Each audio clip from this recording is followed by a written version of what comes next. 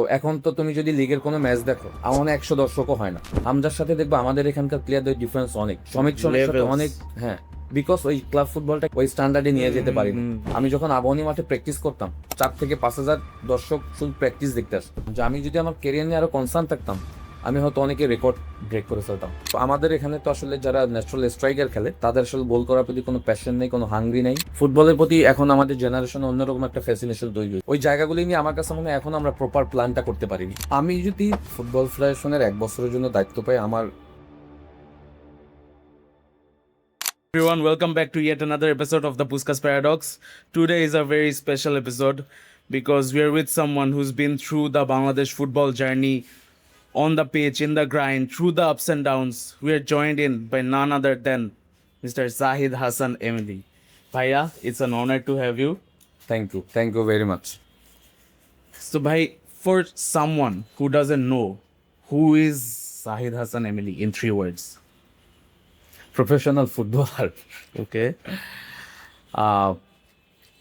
As a human being I M a good person and I M A hard working person. That's a great take. So what's the biggest sacrifice you had to make to be a professional football player? Of course, আপনি যদি আমার কেরিয়ারের শুরুটা দেখেন আর কি, it's a big sacrifice for my childhood. ছোটোবেলা যেটা হয় আর কি, আমরা সবাই বাবা মার সাথে থাকতে চাই, ভাই বোনদের সাথে সময় কাটাতে চাই। সো ওই জায়গাটা যদি আপনি খেয়াল করেন, সেখানে আমার মানে ফুটবলের জার্নিটা খুব আর্লি এইজে, ইটস ভেরি আর্লি রাইট। যখন আমার বয়স 12 বছর, 12 বা 13, তখন থেকেই কিন্তু আমি আসলে ফ্যামিলি থেকে ডিটাচড। হ্যাঁ, ডিটাচড দ্যাট মিনস আমি 99-এ বিকেএসপিতে আসলে অ্যাডমিশন নেই ফুটবলে। So it's very early age. তখন আসলে আমি আমার ফ্যামিলির সাথে খুব ভালো একটা টাইম পাস করছিলাম। আমার ফ্রেন্ড ছিল, আমার ভাই বোন ছিল, তাদের সাথে আমার একটা অন্যরকম বন্ডিং ছিল, যাদের সাথে আসলে আমি সময়টা কাটাতে খুব ভালোবাসতাম। বাট ওই সময়টা আমার বাবার ইচ্ছায় আমি বিকেএসপিতে ক্লাস 7-এ ফুটবল, বিকেএসপি যেহেতু স্পোর্টস ইনস্টিটিউট, আমি ক্লাস 7 ওখানে ভর্তি হই।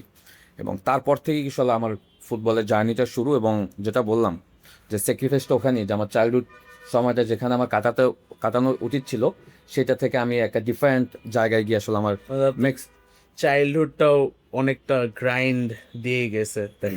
এক্স্যাক্টলি। কারণ আমরা তো আসলে ছোটোবেলাটা খুব এনজয় করি, খুব মজা করি, এবং ওইটা তো আর এখন কোনোদিন ফেরত পাবো না। তো সেই জায়গা থেকে আমি বলবো যে আমার স্যাক্রিফাইসটা আসলে ছিল অন্য লেভেলে।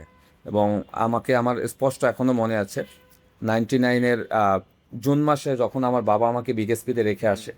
হ্যাঁ, বিকেএসপি তো আবার সেখানে থাকতে হয় সবাইকে ছাড়া, লাইক ক্যাডেট Strict life. হ্যাঁ, স্ট্রিক্ট ক্যাডেট সিস্টেম আর কি। বাট ওখানে মেইন হলো স্পোর্টস আর কি, সাথে পড়াশোনা। তো ওই দিনের কথাটা আমার এখনও মনে পড়ছে আর কি। এবং আই ফিল ইমোশন যে আমি ওই সময়টা আসলে ওখানে মানে 2 দিন 3 দিন পর আর আমার মন বসছিল না। আমার মনে হচ্ছে আমি পালিয়ে চলে যাই ওয়ার্ল্ড কাপ গিয়ে, যেটা অনেকেই চলে গিয়েছিল আমাদের সাথে। যারা থেকেছে তাদের হয়তো প্রফেশনাল কেরিয়ার অনেক বিল্ড আপ করেছে, বাট যারা চলে গিয়েছে তারা হয়তো এখন তারা Living a normal life. হ্যাঁ, নর্মাল লাইফে চলে গিয়েছে। বাট আমরা ওই স্যাক্রিফাইসটা করাতে আসলে হয়তো প্রফেশনাল জায়গা থেকে একটা হয়তো জায়গা করে নিতে পেরেছি। তো ভাই, আপনি বললেন আপনার ফুটবলিং জার্নিটা 99 থেকে শুরু হয়েছে, but when did you realise যে I can make it as a professional? মানে আপনি নিজের উপর ফেইথটা, বিলিফটা কবে আসছে? It's 2002, after 3 years. আমি যখন এসএসসি পরীক্ষা দিব আর কি, এসএসসি পরীক্ষার আগে আমি যখন প্রিপারেশন নিচ্ছিলাম, তখন আসলে আমি বিকেএসপি থেকে, তো বিকেএসপির মাধ্যমে বিভিন্ন টুর্নামেন্টে পার্টিসিপেট করতাম। তো ওইখানে বেশ ভালো করেছি। এবং বিকেএসপির যে জুনিয়র যে টিমটা আন্ডার 16, ওই টিমে আমি ক্যাপ্টেন হয়ে যাই। হ্যাঁ, ক্যাপ্টেন হওয়ার পর আমি চিন্তা করলাম যে আমি ফুটবলে বেশ ভালোই করছি। এবং ফুটবলে ভালো করার অন্যতম কারণ হলো আমার আব্বার খুব ইচ্ছা ছিল যে আমি ফুটবলার হব। আর আমার আব্বা নিজেও ফুটবল খেলতেন। এবং অনেকে হয়তো এটা জানে না, আমরা 5 ভাই কিন্তু ঢাকাতে প্রফেশনাল ফুটবল খেলেছি। হ্যাঁ, আমিও জানতাম না। এবং ইভেনচুয়ালি আমরা 2 ভাই এট এ টাইম একসাথে জাতীয় দলে খেলেছি। হ্যাঁ, আমি এবং আমার রিসেন্ট বড় ভাই, যে আমার দুজন 3 বছর জাতীয় দলে খেলেছি, 3 বছর বড় জাতীয় দল থেকে বাদ পড়ে। আপনারা একসাথে গেমসে হ্যাঁ, আমরা ওর ওর অ্যাসিস্টে আমার গোলও আছে। হ্যাঁ, ওর ওর ওর ক্রস থেকে আমার গোলও করেছি স্পেশাল ফিলিং ইন্টারন্যাশনাল ফুটবলে। হ্যাঁ, এটা হয়তো ওই সময়টা এত সোশ্যাল মিডিয়া 2011। হ্যাঁ, সো ওই সময়টা তো সোশ্যাল মিডিয়া ছিল না, যার কারণে হয়তো অনেকে জানা নেই, বাট যারা জার্নালিস্ট রয়েছে তারা হয়তো অনেকে হিস্ট্রিটা জানে। এবং আমরা যেটা বললাম যে আমরা 5 ভাই কিন্তু প্রফেশনাল ফুটবল খেলেছি ঢাকাতে, বিভিন্ন ক্লাবে, জাতীয় দলে খেলেছি আমরা 2জন।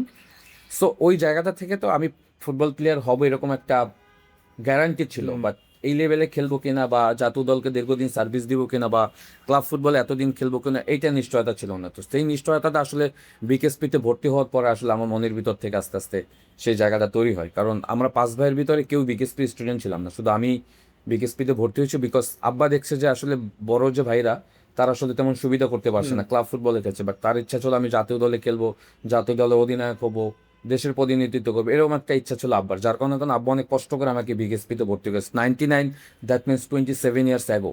হ্যাঁ, সো ওই সময়টা একটু যদি রিমাইন্ড করো, অনেকে তোমাদের হয়তো অনেকে ওই সময় তোমরা জন্ম হয়নি, তো ওই সময়টা আমার জন্য খুব ডিফিকাল্ট ছিল। কারণ বিকেএসপি তো সাভারে, ওই সময় যাওয়াটা রাস্তাঘাট খুব বাজে অবস্থা ছিল, আব্বা আমাকে অনেক কষ্ট করে নিয়ে যেত বাসে করে। হ্যাঁ, তো ওই সময়টা আসলে খুব ডিফিকাল্ট ছিল, বাট আমি যে স্যাক্রিফাইসের জায়গাটা দেখিয়েছি সেটা হলো যে আমি বিকেএসপিতে খুব অনেস্ট ছিলাম, খুব ডেডিকেশন ছিল, খুব হার্ড ওয়ার্ক করতাম আর কি। তো তুমি যেটা বললা যে আমি আসলে প্রফেশনাল ফুটবলটা খেলবো, এটা আসলে আমার চিন্তা কখন আসছে ইন 2002, 2001 অ্যান্ড 2 ওই সময়টা, বিকজ আন্ডার 16 একটা টুর্নামেন্ট হয়েছিল নরওয়েতে, নরওয়েকে বিকেএসপি পার্টিসিপেট করেছিল, গ্রামীণ ফোন স্পন্সর ছিল। তো আমরা নরওয়েতে গেলাম, নরওয়েতে গিয়েও আমি হায়েস্ট স্কোরার, গোল স্কোরার হলাম এবং ওখানে অনেক ভালো করেছিলাম। এবং যেটা বললাম যে ওই সময়টা তো আসলে আমাদের মিডিয়া, সোশ্যাল মিডিয়া কোনো কিছুই ছিল না, সো অনেকে হয়তো এই হিস্ট্রিগুলি জানে না। নরওয়ের একটা সেকেন্ড ডিভিশন ক্লাব আমাকে, আমার ফ্রেন্ড ছিল জাহিদ, হ্যাঁ ন্যাশনাল জাহিদ, আমাদের দুইজনকে ওরা অফার করেছিল ওদের সেকেন্ড ডিভিশন ক্লাবে খেলার জন্য। হ্যাঁ, বিকজ আমাদের ওই সময় খেলার প্যাটার্নটা দেখে ওদের ভালো লেগেছিল। হ্যাঁ, ক্লাবটার নাম হলো লিলিহামার স্পোর্টিং ক্লাব। হ্যাঁ, নরওয়ে, হ্যাঁ সেকেন্ড ডিভিশন হ্যাঁ। সো বিকেএসপি তো যেহেতু আমরা অ্যাডমিশন নিয়ে ভর্তির স্টুডেন্ট ছিলাম, সো বিকেএসপি আমাদেরকে পারমিট করেনি, পারমিশন দেয়নি, যার কারণে আমরা কিন্তু আসলে এই সুযোগটা হাতছাড়া করি ইন 2000। আপনার কি ইচ্ছা ছিল? বেসিক্যালি ওই সময়টা এত কম বয়স ছিল, আসলে ওই জায়গাটা আসলে অ্যাভেল করতে পারিনি, বুঝতে পারিনি। বাট ওইটা যদি আমি অ্যাকসেপ্ট করতাম, আমাদের কেরিয়ারটা হয়তো অন্য লেভেলে চলে যেত, বিকজ নরওয়ের একটা সেকেন্ড ডিভিশন ক্লাবে চান্স পাওয়া it's not easy, it's a big deal. So ওই টুর্নামেন্টটা খেলে আসার পর থেকে আমার কাছে মনে হচ্ছে যে আমি হয়তো কোনো কিছু করে দেখাতে পারবো। এবং আন্ডার 16 খেলার পর ওই বছরই আবার আমি আন্ডার 20 ইন্টারন্যাশনাল, যে বাংলাদেশ ফুটবল ফেডারেশনের আন্ডারে যে এফসির আন্ডারে যে আন্ডার 20 হয়, ওইটাতে কল পাই আর কি, বাংলাদেশে। হ্যাঁ বাংলাদেশে, হ্যাঁ। সো কল পাই এবং আমি ওটাতে সুযোগও পাই। তখন জর্জ কোটার নামের একজন কোচ ছিল, তোমরা হয়তো জানো যে 2023 যে সাব ফুটবল চ্যাম্পিয়ন হয়েছিল আমাদের জন্য, ওই দলের কোচ ছিলেন উনি। সো ওই কোচ আমাকে আসলে আন্ডার 20 খেলার জন্য কল করে এবং আন্ডার 20 খেলি বিকেএসপিতে থাকা অবস্থায়। ইভেনচুয়ালি ওই বছর আবার আমি ক্লাব ফুটবলও জয়েন করি, বিকজ আমার বড় ভাই তখন ব্রাদার্স ইউনিয়নে খেলে। সো আন্ডার 20 খেলে আসার পরে 2002 আমি ব্রাদার্স ইউনিয়নে জয়েন করি, আপনার ফার্স্ট ক্লাব। হ্যাঁ। সো তখন থেকে আসলে প্রফেশনাল জায়গা থেকে আসলে আমি খেলাটা শুরু করি একদম। ভাই অনেক বুঝলাম, আপনি আপনি তো ভাই একটা সিজনড ভেটেরান, আপনি তো এই বাংলাদেশ ফুটবল সিনারিটা অনেক বছর ধরে আছেন। আপনার কি মনে হয়, মানে কি ডিফারেন্সটা কি আপনার টাইমের ফুটবল আর এখন যেটা কারেন্ট ফুটবল, এটার কি ডিফারেন্স, কি কালচারটা কি চেঞ্জ হয়েছে? কিছু তো চেঞ্জ আছেই, স্পেশালি যে চেঞ্জ হবে তো ক্লাব কালচারটা আমাদের এখানে এখন পরিবর্তন হয়েছে। আমরা যে টাইমটাতে ফুটবল খেলেছি তখন ক্লাব ওরিয়েন্টেড ম্যাচ ছিল বেশি। হ্যাঁ, এখন যেমন ইন্টারন্যাশনালি অনেক হাইপ আছে আমাদের এখানে হামজার আসার পরে, তখন আমাদের ক্লাব ফুটবল এরকমের, এখন যে ইন্টারন্যাশনাল ম্যাচেস দেখার জন্য তোমরা যেরকম আগ্রহ দেখো, তখন আমাদের ক্লাব ফুটবলে ওরকম ছিল। লাইক 2002 থেকে 5, 6, 7, 8 ওই সময়টাতে আমরা যখন ক্লাব ফুটবলে ম্যাচ খেলতাম, হ্যাঁ, সো নর্মালি 10,000 15,000 দর্শক একটা নর্মাল ম্যাচে আসতো। লাইক আবহানির সাথে যদি ফকিরাপুল ম্যাচে হতো, huge match, 10,000 supporter already come on the national stadium. So এখন তো তুমি যদি লিগের কোনো ম্যাচ দেখো, আমার 100 দর্শকও হয় না। হ্যাঁ, যদি তুমি honestly to be honest, Mohammedan Abahani match হলে অনেকে জানো না। সো ক্লাব কালচারটা অনেক পরিবর্তন হয়েছে, ইন্টারন্যাশনালি জায়গাতে অনেক ফোকাস আসছে। বাট ওভারঅল যদি সাকসেসের জায়গা দেখো, আমি বলবো যে ইন্টারন্যাশনালি আমরা তো 2003 পরে আসলে আর কোনো বড় ধরনের অ্যাচিভমেন্ট, এবং লাস্ট 2010 আমরা আমাদের Gold ব্যাচটা medal. গোল্ড মেডেল জিতেছিলাম। এরপরে কিন্তু ইন্টারন্যাশনাল তেমন কোনো সাকসেস নাই। তো end of the day internationally সাকসেসটা খুব ইম্পর্ট্যান্ট, আর তার থেকেও ভেরি ইম্পর্ট্যান্ট তোমার হলো যদি তুমি দেশের ফুটবলের একটা পরিবর্তন চাও, সেটা হলো ক্লাব কালচারটাকে তোমাকে পরিবর্তন করতে হবে। ক্লাব ওরিয়েন্টেড দেশ হতে হবে। হ্যাঁ, কারণ সারা পৃথিবীর তুমি যদি ফুটবল দেখো, ওইটাই এটা কিন্তু club oriented, not international. International match তুমি একটা সিজনে 5 থেকে 6টা খেলো, বাট ক্লাব ম্যাচ কিন্তু চলতেই All থাকে year সিজন। হ্যাঁ, সো আমাদের ক্লাব কালচারটা তৈরি করতে হবে। লাইক এখানে যদি 10টা প্রফেশনাল ক্লাব থাকে, প্রফেশনাল ক্লাবদেরকে কিন্তু ইন্ডিভিজুয়ালি সাপোর্টার থাকতে হবে, ফ্যান বেস থাকতে হবে, ম্যাচ ম্যাচ ভেন্যুতে 5 থেকে 10 হাজার দর্শক অ্যারেঞ্জমেন্ট থাকতে হবে, ফ্যানদের জন্য আলাদা কিছু ওখানে অ্যারেঞ্জমেন্ট থাকতে হবে। সব কিছু মিলে ক্লাব কালচারটা আমাদের এখানে একদম ড্যামেজ হয়ে গেছে, টু বি অনেস্ট। আমাদের ক্লাবের কোনো কালচারই নেই এখন। এইটা ভাই আমি আপনাকে আরো জিজ্ঞেস করলাম কারণ আমরা recently Bashundhara Kings versus Brothers Union match দেখতে গেছিলাম কিংস এরিনাতে। খুব অনেক অনেক দিন পরে গেছি, খুব এক্সাইটমেন্ট নিয়ে গেছি, বাট গিয়ে মানে খুবই ডিসঅ্যাপয়েন্টেড হয়েছি টু বি অনেস্ট। লাইক দর্শক নাই, তা the way everything is happening, ইনফ্রাস্ট্রাকচারটা মানে সব কিছুই স্ট্রেট কাট বললে একটু আনপ্রফেশনাল লাগছে ভাইয়া। অফকোর্স তোমাদের এই জেনারেশন, আমাদের জেনারেশন, এখন ফুটবলের যদি তুমি পুরো কালচারটা দেখো, সেটা কিন্তু পুরোটাই কিন্তু ক্লাব কালচার দিয়ে কিন্তু ভরা। আমরা কিন্তু সারা রাত জেগে চ্যাম্পিয়ন্স Match লিগ, দেখতেছি। English premier league, Spanish league এই খবরগুলি দেখি regular, right? But international match কয়টা হয় পুরো সিজনে? খুবই কম। হাতে গোনা ফিফা ফ্রেন্ডলি কিছু ম্যাচ থাকে, আর যদি কোনো স্পেসিফিক কোয়ালিফায়ার্স এন্ড অল। এছাড়া কিন্তু কোনো ম্যাচ থাকে না। ইন্টারন্যাশনাল ম্যাচের যে হাইপ আমাদের এখানে তৈরি হয়েছে, সেম হাইপ যদি তুমি ক্লাব ফুটবলে তৈরি করতে পারো, যেটা তুমি বলো ব্রাদার্স এবং বসুন্ধরা ম্যাচ দেখতে গিয়ে খুব হতাশ হয়েছো, এরকম অনেক বিগ ম্যাচ দেখতে গিয়ে কিন্তু দর্শক হতাশ হয়। হতাশ হয় কারণ খেলার কোনো এক্সাইটমেন্ট নাই, খেলার ভিতরে কোনো ইন্টেন্সিটি নাই, খেলাটা সুন্দর হয় না। যার কারণে কি হয়, এই জিনিসটাই কিন্তু তোমার একটা বড় প্রভাব ফেলে ইন্টারন্যাশনাল ম্যাচগুলো আমরা যখন খেলি। হ্যাঁ, ডিফারেন্সটা তৈরি হয় কখন? হামজার সাথে দেখবো আমাদের এখানকার প্লেয়ারদের ডিফারেন্স অনেক, শ্রমিক সাথে Levels. অনেক। হ্যাঁ, বিকজ ওই ক্লাব ফুটবলটা কিন্তু আমরা ওই লেভেলের এখনো তো ওই স্ট্যান্ডার্ডে নিয়ে যেতে পারি না। হ্যাঁ, সো মিনিমাম একটা স্ট্যান্ডার্ড যতদিন পর্যন্ত তৈরি না করা যাবে, একটা কম্পিটিশন তৈরি না করা যাবে, ততদিন পর্যন্ত কিন্তু আমার কাছে মনে হয় যে আমরা এই ইন্টারন্যাশনাল জায়গা তো ফেল করতে থাকবো। বিকজ আমি এই কারণে বললাম, লাস্ট 1 বছর আমরা অনেকগুলি ইন্টারন্যাশনাল ম্যাচ খেলেছি, রাইট? বাট তুমি দেখো ম্যাক্সিমাম ম্যাচগুলি কিন্তু আমরা ক্লোজলি গিয়ে হেরে গিয়েছি, আদার ড্র হয়েছে। বিকজ আমাদের এখানে প্লেয়ারদের সাথে হামজা শ্রমিকদের যে ডিফারেন্সটা, ওইটা এখন আমরা কিন্তু কভার করতে পারিনি। কভার করতে পারি না, এটা কিন্তু আমাদের লিগের ম্যাচের কারণে। বিকজ আমাদের লিগের ম্যাচ যে ওইরকম কম্পিটিটিভ হয় না। অল ইয়ার রাউন্ড টপ লেভেলে খেলতেছে না। এক্স্যাক্টলি। এই জন্য ওরা। তো ভাই আপনার কি মনে হয় তার এই ক্লাব ফুটবল এটা কি এখন একটা মানে বিজনেস হয়ে গেছে নাকি is there still soul left in it? আমি তো মানে আমি যে টাইমটাতে খেলেছি ক্লাব ফুটবলে, আমার কাছে মনে হচ্ছে আমাদের প্রফেশনালের জায়গা থেকে আমরা এখনো অনেক অনেক আমাদের ল্যাকিংস রয়েছে। হ্যাঁ, কারণ আমরা শুধু এক্সেপ্ট বসুন্ধরা কিংসের যদি প্রফেশনাল সিস্টেমটা দেখো, তারা কিছুটা জায়গা সাকসেসফুলি করতে পারছে। তাদের হোম ভেন্যু রয়েছে, তাদের নিজেদের ক্লাব টেন্ড আছে, ফ্যাসিলিটিস, তাদের আলাদা প্র্যাকটিস গ্রাউন্ড আছে, তাদের সুইমিং পুল আছে, সব এভরিথিং উইল বি দেয়ার। তারপরেও কিন্তু তাদের অনেক ল্যাকিংস আছে। ল্যাকিংস লাইক ফাইন্যান্সিয়াল জায়গাটা দেখো, তাদের অনেক প্লেয়ারদেরকে স্যালারি দেয় না, এরকম একটা ইস্যু কিন্তু তাই, এবং ফিফা থেকে তাদেরকে কিন্তু অনেকবার নোটিশ দিয়েছে। হ্যাঁ, সো বসুন্ধরার মতো ক্লাব যখন এই রকমের সাফারে পড়ছে, তখন অন্যান্য ক্লাবগুলিতে আরও ডিজাস্টার। সো এই জায়গাগুলি যতদিন পর্যন্ত আমরা ইমপ্রুভ না করতে পারবো, ততদিন পর্যন্ত তুমি আমাকে যত কোশ্চেন করো, আমি যত অ্যান্সার দিই, আসলে সমাধানটা আসবে না। সমাধানটা আসবে তখন যখন ক্লাব একদম প্রফেশনাল হবে। হ্যাঁ, দেখো বাংলাদেশ ফুটবলে 2টা দল রয়েছে, মোহামেডান এবং Abahani. Biggest clubs in Bangladesh. সারা পৃথিবীতেই দেখবা প্রত্যেক দেশেই 2টা রাইভাল ক্লাব থাকে, লাইক বার্সেলোনা, রিয়াল মাদ্রিদ। তুমি যদি দেখো লিভারপুল, ম্যানচেস্টার ইউনাইটেড, বা ম্যানচেস্টার ইউনাইটেড, ম্যানচেস্টার সিটি, এরকম রাইভালি ক্লাবগুলি থাকে। সো ওই ম্যাচগুলি দেখার জন্য কিন্তু আলাদা মানুষের একটা এক্সাইটমেন্ট থাকে। Always এখন hype কিন্তু থাকে। মোহামেডান আবাহনী ম্যাচ দেখার জন্য কোনো সে এক্সাইটমেন্ট নেই। টু বি অনেস্ট, ইন 2008, হ্যাঁ, আমি জানি না তোমাদের ওই সময়টা তোমরা কেউ খেলা দেখেছো কিনা, আমি জানি না। 2008 একটা টুর্নামেন্ট হচ্ছিল সুপার কাপ নামে। হ্যাঁ, ফার্স্ট সুপার কাপ। এটা কি ক্লাবের? হ্যাঁ, ক্লাবের 1 কোটি টাকা প্রাইজ মানি ছিল। টু বি অনেস্ট, ফাইনাল ম্যাচে মোহামেডান এবং আবাহনী ফাইনাল খেলেছিল। আমি আবাহনীতে খেলছি, যদিও আমরা আনফর্চুনেট এক গোলে হেরে গেছি। 30,000 দর্শক অন স্টেডিয়াম, এবং আরো 20,000 দর্শক মাঠের বাইরে, ঢুকতে পারেনি তারা। এটা আমার মানে শুনতে একটু অবিশ্বাস্য লাগছে। আমার মনে হয় তোমরা যদি কারো কাছ থেকে মানে তোমাদের মানে প্যারেন্ট যারা রয়েছে, তারা হয়তো জানবে টু বি অনেস্ট ওই সময়টাতে মানে ফুটবলে এমন ক্রেজ ছিল। সো এই কালচারটা আস্তে আস্তে আস্তে আস্তে আস্তে শেষ হয়ে গিয়েছে।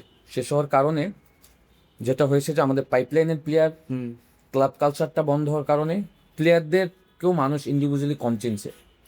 আমরা যখন আবনীতে খেলছি, হয়তো তোমরা বলতে পারো যে নিজেদের ঢোল নিজেরাই পিটাচ্ছি, ইটস নট লাইক দ্যাট। আমি যখন আবনী মাঠে প্র্যাকটিস করতাম, 4,000-5,000 দর্শক শুধু প্র্যাকটিস দেখতে আসতো। সাইড লাইনে দাঁড়ানোর জায়গা থাকতো না।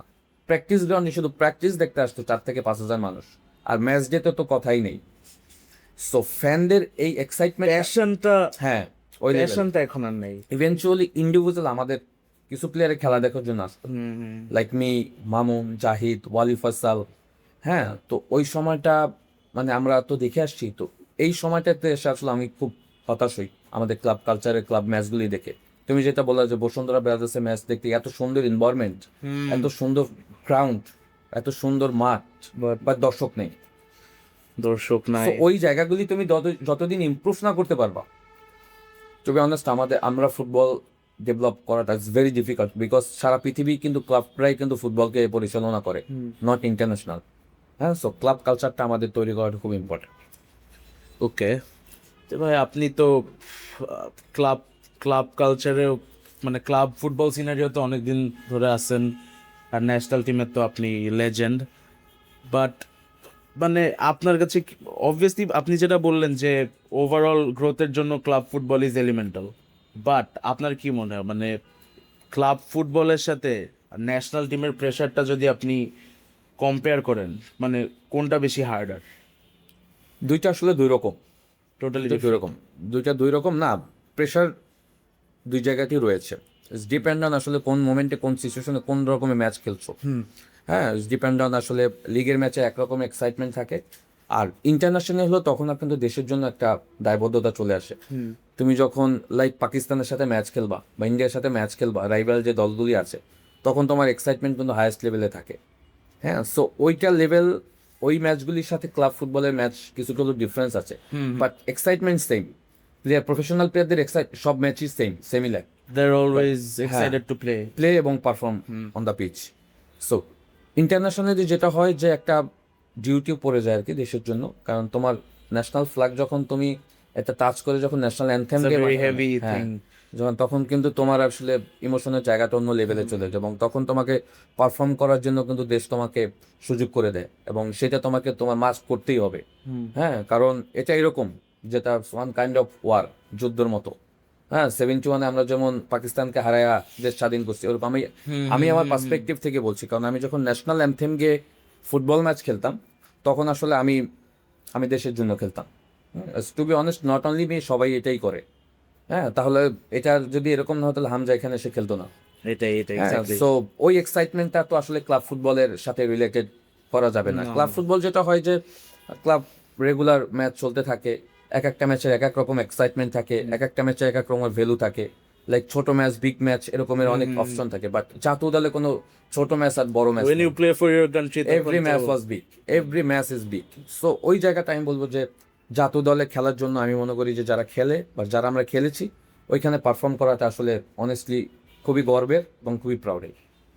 ওকে, তো ভাইয়া এখন তো আমরা রিসেন্টলি দেখতেছি অনেক foreign players they are keen to join the national team, they are willing to perform for our country. But এখন যে জিনিসটা, এখন কি প্লেয়ার্সরা বেশি হাইপ নাকি আর মানে ওরা কি হাইপ নাকি আর they actually talented? It's our local player or প্রবাসী প্লেয়ার যারা আসছে? প্রবাসীর কথা বলতেছি মোস্টলি। নো, অফকোর্স প্রবাসী প্লেয়ার যারা আসে, দে অল আর ট্যালেন্টেড। হ্যাঁ, ন্যাচারালি ট্যালেন্টেড, এবং ট্যালেন্টেড তখন হবা, ট্যালেন্টের সাথে সাথে যখন তোমার গ্রুমিংটা ভালো হবে। হ্যাঁ, আমাদের এখানে কোনো অনেক ট্যালেন্টেড প্লেয়ার আছে। হ্যাঁ, বাট গ্রুমিং হয় না। লাইক মোরসালিনের কথা যদি বলো, রাকিবের কথা বলো, they all are very talented, well talented player, but দেখা যাচ্ছে যে তাদের গ্রুমিংটা আমরা ওইভাবে করতে পারি না। Morsalin his talented because he coming from BKSP. হ্যাঁ, সেম মাই প্রতিষ্ঠান, ওই একই সেম প্রতিষ্ঠান থেকে আসছে, যার কারণে ওর খেলাটা প্যাটার্নটা কিন্তু আবার অন্যদের থেকে একটু আলাদা। ওর ball control, ball receiving, turning the ball, he has the edge. হ্যাঁ, সো ও একটু ডিফারেন্ট কিন্তু, বিকজ ও একটা ইনস্টিটিউট থেকে আসছে, স্পোর্টস ইনস্টিটিউট থেকে। সো যেটা হলো যে আমরা হামজার কথাই যদি বলি, লেস্টার সিটিতে বড় হয়েছে, গ্রুমিং এর কথাটা যদি চিন্তা করো, world class. World class, Samit সময়ের কথা যদি চিন্তা করো, সে কানাডার একটা টপ বড় class, top class. Cavalry. So ওই গ্রুমিংটা তো আমাদের এখানকার প্লেয়াররা পায়নি, এবং এটা তো আস্তে আস্তে যত উপরের দিকে গেছে তত আমার কাছে মনে হচ্ছে যে আমরা আরো খারাপের দিকে গিয়েছি। হ্যাঁ, আর ওরা যত উপরের দিকে গেছে তত বেটার করছে। লাইক এসবিতে যে এজ লেভেলে যে সিস্টেম অফ জায়গাতে ছিল, আর একটা এজে যখন গেছে তখন আরো বেটার হয়েছে। বাট আমাদের এখান থেকে এজ যত বাড়ে তখন কোয়ালিটি আস্তে আস্তে কমে। সো যার কারণে দেখা যায় যে জাতীয় দলে গিয়ে আসলে ওই সার্ভিসটা আমরা ওইভাবে দিতে পারি না। কনসিস্টেন্ট থাকাটা হার্ড হয়ে যায়। এক্স্যাক্টলি, কনসিস্টেন্সি আমাদের এখানে আমাদের লোকাল প্লেয়ারদের খুবই দুর্বল, এবং যেটা হলো যে আমাদের পাইপলাইনটা হলো খুব ইম্পর্টেন্ট। গ্রাসরুট লেভেলে যদি তুমি খুব স্ট্রংলি প্লেয়ারদেরকে হ্যান্ডেল করতে পারো, তখন জাতীয় দলে গিয়ে তুমি কোয়ালিটি প্লেয়ার অবভিয়াসলি পাবা। বাট ওইটা আমাদের এখানে খুব অ্যাবসেন্স আছে। হ্যাঁ, আমরা হয়তো ক্লাব ওরিয়েন্টেড বা ক্লাব কালচার তৈরি করতে নেই, বাট আমরা যেহেতু ফুটবল ডেভেলপমেন্ট কান্ট্রি, হ্যাঁ, লাইক আমাদের যদি একজন হামজার মতো প্লেয়ার তৈরি করতে হয়, so ওই এনভায়রনমেন্ট তৈরি করতে হবে। হ্যাঁ, ওই এনভায়রনমেন্ট যদি তুমি তৈরি করতে না পারো, তখন তো হামজার মতো প্লেয়ার তৈরি করতে হবে না। সেই এনভায়রনমেন্ট আমাদের কোথায় আছে? আছে? নাই। নাই তো। হ্যাঁ, এখন বসুন্ধরা হয়তো একাডেমিক্যালি শুরু করছে, বাট দেখতে হবে ওখানে কোচিং করায় কারা, প্র্যাকটিস কারা করায়, যারা কোচ তাদের স্ট্যান্ডার্ড ঠিক আছে কিনা। আফটার প্র্যাকটিস যে প্লেয়াররা যে ডিউরেশন নেয়, মানে যে নিউট্রিশনটা নেয়, ওইটা ঠিক আছে কিনা। হ্যাঁ, তাদের মাসেল ডেভেলপ করছে কিনা, তারা ইন্টারন্যাশনাল ফুটবল খেলার জন্য তাদের মেন্টাল স্ট্রেংথ ওখান থেকে গ্রো করছে কিনা, এগুলি কিন্তু আমরা ফোকাস করি কিনা। ভাই আপনি আপনি এইটা বললেন, এটা তো এখনের সিনারিও তো বললেন, তো আপনার টাইমে এটা ডিফারেন্ট ছিল? আপনাদের টাইমে তখন এটা কেমন ছিল? আপনারা কি ভালোভাবে মানে আপনাদেরকে নারিশ করতে পারছিল?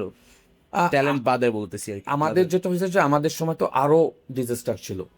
আমাদের সময় আরো ডিজাস্টার ছিল এই কারণ আমাদের এখন যে ফ্যাসিলিটিস, এই ফ্যাসিলিটিসটা তো তখন আমরা হয়তো একটা ফ্যাসিলিটিস নিয়ে বড় হয়েছি, লাইক বিকেএসপি যারা, বাট আমাদের বাইরেও তো যারা প্লেয়ার ছিল, তারা আসলে তো ন্যাচারাল ট্যালেন্ট ছিল দেখে কিন্তু তারা একটা লেভেলে গিয়ে খেলতে পারছে। ন্যাচারাল ট্যালেন্ট এবং on self there individual hardworking, এর বাইরে কিন্তু তারা তেমন কোনো ফ্যাসিলিটিস নিয়ে কিন্তু বড় হতে পারেনি। হ্যাঁ, বাট আমাদের সময় কিন্তু আরো অনেক, মানে আমি বলবো যে আমাদের সুযোগ সুবিধা কিন্তু অনেক অভাব ছিল, বাট এখন কিন্তু ডে বাই ডে সুযোগ সুবিধা বাড়তেছে। বাট বাড়ার সাথে সাথে আমি একটা জিনিস সবসময় বলি, এটা ফুটবল ফেডারেশনকে ইনশিওর করেই বলি, ওনাদেরকে মেনশন করেই বলি, যে যারা আমাদের গ্রাসরুট লেভেলে যারা ট্রেনিং করে, যারা কোচিং স্টাফ রয়েছে, তারা আসলে ওই ট্রেনিং সেশনগুলি করানোর মতো প্রিপেয়ার্ড কিনা, প্রস্তুত কিনা, কোচিং স্টাফ ঠিক আছে কিনা, মাঠ ঠিক আছে কিনা, এনভায়রনমেন্ট ঠিক আছে কিনা, এগুলি যতদিন পর্যন্ত ঠিকঠাক না করা যাবে ততদিন পর্যন্ত হামজার মতো প্লেয়ার তৈরি করা কিন্তু যাবে না। এটা তো আসলে একটা big issue. It's a big issue. এবং আমরা হয়তো ধরে নিতে পারি যে রিসেন্টলি আমাদের ইন্টারন্যাশনাল অনেক হাইপ তৈরি হয়েছে। হাইপ তৈরি হতে আমরা হাইপ তৈরি করেছি। হাইপটা তৈরি হয়েছে ইন্ডিভিজুয়ালি হামজার কারণে, of the field, on the field. But overall যদি দেখো, সাকসেসের জায়গা কিন্তু তেমন কোনো কিছু করে দেখাতে পারিনি। তখনই দেখাতে পারবা যখন হামজার মতো আরো 10টা প্লেয়ার আমরা এখানে বানাইতে পারবো। এক্স্যাক্টলি। তখন তুমি এশিয়া কাপ খেলবা, ওয়ার্ল্ড কাপ, জর্ডান এবার ওয়ার্ল্ড কাপ খেলবে, জর্ডানের মতো তখন তুমি ওয়ার্ল্ড কাপ, উজবেকিস্তান, তখন উজবেকিস্তানের পাইপলাইন চিন্তা করা যায় না। আমার তো মনে হয় ওরা আমাদের আরো বেটার ইনফ্রাস্ট্রাকচার আছে অফকোর্স উজবেকিস্তানের কম্পেয়ার করলে। ওরা ওয়ার্ল্ড কাপ খেলতেছে। হ্যাঁ, সেটাই বললাম যে অল অ্যাবাউট মেন্টালিটি। হ্যাঁ, তুমি কোন মানসিকতা নিয়ে এগোচ্ছ। তো ভাই এখানে তো ট্যালেন্টের বিষয় আছে, বাট মানে does connection matter? Like professional যে একটা মানুষ একটা প্রফেশনাল পাথে যাবে, ডাজ কানেকশনস ম্যাটার, নাকি just the talent is enough? No, both, unique both. শুধু এখন আমার ট্যালেন্ট আছে, আমি এইটাকে নার্সিং না করে কি আমি প্লেয়ার হতে পারবো? Like Lionel Messi is the huge talent player, লামাসিয়াতে ঢুকে গেছে। লামাসিয়াতে না থাকলে সে যদি রোজারিওতে থাকতো, তাহলে it would have been different. তাহলে কি তার ক্যারিয়ারটা ডিফারেন্ট হতো, প্লেয়ার হতো, প্রফেশনাল প্লেয়ার হতো, It would but have career been will be different, right? So ট্যালেন্টের সাথে সাথে নার্সিংটা ইজ ভেরি ইম্পর্টেন্ট, গ্রুমিংটা ভেরি ইম্পর্টেন্ট, এবং হাইয়েস্ট লেভেলে গ্রুমিং লাগবে। হ্যাঁ, সো হামজা যদি লেস্টার সিটিতে না গিয়ে বাংলাদেশে থাকতো, জাস্ট একটু রিমাইন্ড করো, হ্যাঁ, হামজা যদি লেস্টার সিটিতে না গিয়ে বাংলাদেশে থাকতো, হামজা তো আমাদের লেভেলের প্লেয়ারই হতো, right? That's a good point, ভাই। সো এটা ইজ ভেরি ইম্পর্ট্যান্ট। আমরা আসলে খুব শর্টকাটে অনেক উপরে চলে যেতে চাই। হ্যাঁ, ফুটবল ইজ নট শর্টকাট, ওই কোনো রাস্তা নাই। সারা পৃথিবীর football is number one sports in the world. হ্যাঁ, সো এই কারণে কথাগুলি বললাম, কারণ ফুটবলের একটা জিনিস চিন্তা করবা, ইতালি ওয়ার্ল্ড কাপ খেলছে না কিন্তু, 4বার world cup winner, not easy. It's not easy. হ্যাঁ, আবার লেভেলটা খুবই হাই। হ্যাঁ, আবার হাইতি খেলছে যাতে এবার ওয়ার্ল্ড কাপ। রাইট। সো অনেক কিছু এখানে কিন্তু ভেরি করে ফুটবলে। তুমি অনেক হিউজ ইনভেস্টমেন্ট করতেছো, ফুটবল ওয়ার্ল্ড কাপ খেলতে পারতেছো না। কুয়েতের টাকার অভাব নেই, বাহরাইনের টাকার অভাব নেই, কাতার ওয়ার্ল্ড কাপ খেলছে, বাট বাকি দেশগুলি ওয়ার্ল্ড কাপের আশেপাশেও নেই। সো শুধু ইনভেস্ট করলেই হবে না, প্রপার ইউটিলাইজ করতে হবে, প্রপার ওয়েতে ইউটিলাইজ করতে হবে। আমরা কিন্তু জাতি হিসেবে একটা ফুটবল নেশন কান্ট্রি, রাইট? যখন ওয়ার্ল্ড কাপ ফুটবল আসে, এই যে জুনে ওয়ার্ল্ড কাপ আছে, তুমি দেখবা মানুষ পাগলের মতো করবে খেলা দেখার জন্য। আর্জেন্টিনা ব্রাজিলে বিভক্ত হয়ে যাবে, মানে মনে হবে যে না, আমরা বিশ্বকাপ খেলতে যাচ্ছি, জিতবো, আমরা চ্যাম্পিয়ন হব। আমাদের দেশের পার্সপেক্টিভ থেকে একটু চিন্তা করো, বিশ্বকাপ আসলে পৃথিবীর আর কোথাও নেই আমাদের দেশ যেরকম পাগলের মতো করে কোথাও নেই। এত ফ্ল্যাগ, এত সাপোর্টার কোথাও নেই। প্যাশন হ্যাঁ, আসলে। আমরা আর্জেন্টিনার, ওরা বলছে যে আমাদের দেশেও এত আর্জেন্টিনার ফ্যান নেই যত বাংলাদেশে আছে। হ্যাঁ, সো আমি এই কারণে বললাম যে আমরা ফুটবল নেশন কান্ট্রি, বাট আমরা ফুটবলের কালচারটা তৈরি করতে পারিনি। হ্যাঁ, সো এখন একটা ভালো জ্বর আসছে হামজা আসার পরে, ইয়ং বয়স যারা আছে একদম চাইল্ডহুড, তারা সবাই ফুটবল খেলতে চায়। হ্যাঁ, সবাই ফুটবল খেলতে চায়, কারণ আমার নিজের একটা একাডেমি আছে, তো আমি দেখতেছি। হ্যাঁ, ক্রিকেটের থেকে, আমি ক্রিকেটকে ছোট করিস না, ক্রিকেট থেকে এখন অনেকে ডাইভার্ট হচ্ছে ফুটবলের দিকে। হ্যাঁ, টু বি অনেস্ট, খেলতে চায়, বাট এইটাকে তো আমাদের ক্যাশ করতে হবে।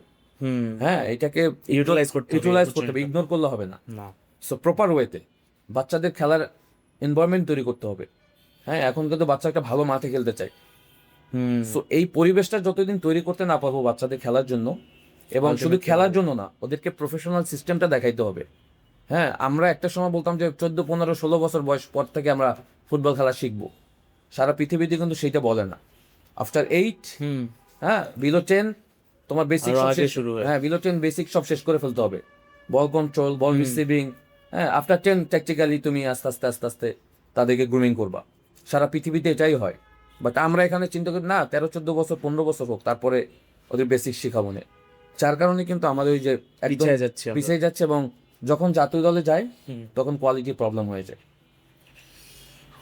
ভাই এখন ভাই, ট্যালেন্ট আর ডিসিপ্লিন কোনটা বেশি ইম্পর্টেন্ট আপনার কাছে, ট্যালেন্ট নাকি ডিসিপ্লিন? একটার সাথে রিলেটেড।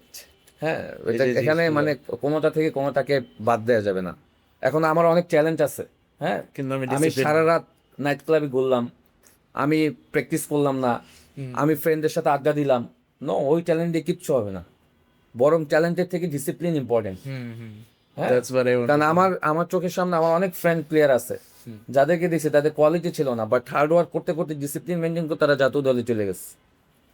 তেমন ট্যালেন্ট ছিল না, বল পাস দিতে পারতো না, বল কন্ট্রোল করতে পারতো না, বাট হার্ড ওয়ার্ক ডিসিপ্লিন করতে করতে তারা জাতীয় দলে খেলছে, ক্লাবে খেলছে।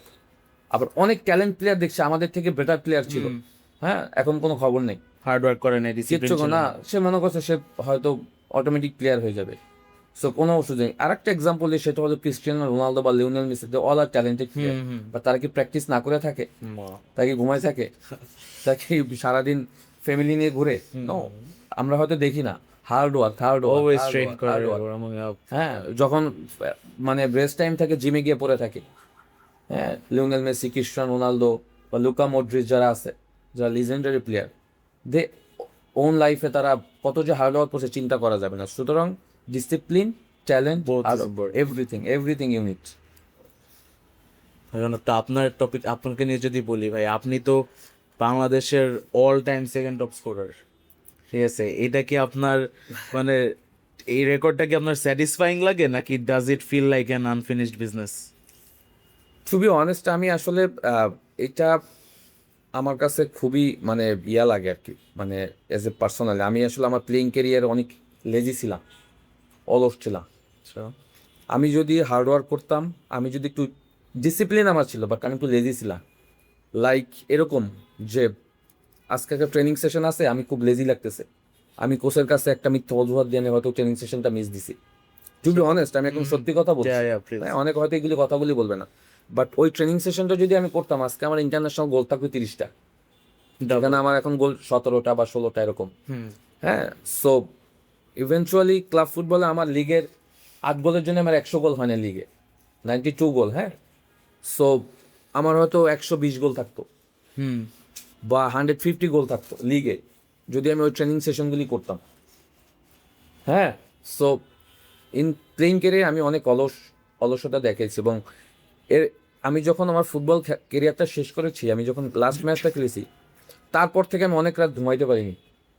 মানে স্টিল এখন আমার কাছে মনে হচ্ছে আমি কি করলাম জীবনে। এটা কি আপনি রিটায়ারমেন্টের পরে কথা পরে হ্যাঁ, আমার আমার আমি ফিলিং ভেরি ব্যাড, কারণ ন্যাচারালি যেটা হয় স্ট্রাইকিং পজিশনে খেলতাম তো, মানে গোল করার জন্য অন্যরকম একটা প্যাশন থাকতো, আমার প্যাশন থাকতো, এবং আমার ফ্রেন্ড সার্কেল যারা আছে আমার সাথে যারা খেলতো ওরা দেখতো গোল করার জন্য আমার কোনোভাবে ডেডিকেশন ছিল। এই কারণে, কারণ আমি লিগে যদি এক ম্যাচে গোল না করতে পারতাম ওই দিন রাত আমার ঘুমোতো না, পরের ম্যাচে গোল না করা পর্যন্ত। হ্যাঁ, সো আমি সবার সাথে খুব খারাপ ব্যবহার করতাম, যে ম্যাচে আমি গোল মিস করতাম বা গোল করতে পারতাম না আমার ফ্রেন্ডস ফ্রাস্ট্রেটেড থাকতেন একটু। খুবই ফার্স্ট্রেট থাকতাম, এবং আমি গোল নেক্সট ম্যাচে গোল করার পর I will be relaxed. So এই প্যাশনটা আমার কাছে ছিল দেখে কিন্তু আমি মোটামুটি কিছু গোল করছি আর কি লিগে এবং ইন্টারন্যাশনালি। বাট আমি যেটা বললাম যে আমি যদি আমার কেরিয়ার নিয়ে আরও কনসার্ন থাকতাম আমি হয়তো অনেকে রেকর্ড ব্রেক করে ফেলতাম। হ্যাঁ, সো ওই জায়গাটা থেকে আমি বলবো যে আমি আমি I am not happy in my life, মানে ফুটবল কেরিয়ারে।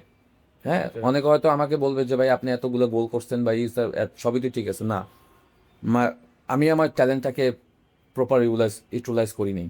হ্যাঁ, আমি কিন্তু একদম ন্যাচারাল স্ট্রাইকার ছিলাম, এবং I know how to score A goal. It's very difficult, ফুটবলের সব থেকে কঠিন কাজ হলো গোল করা।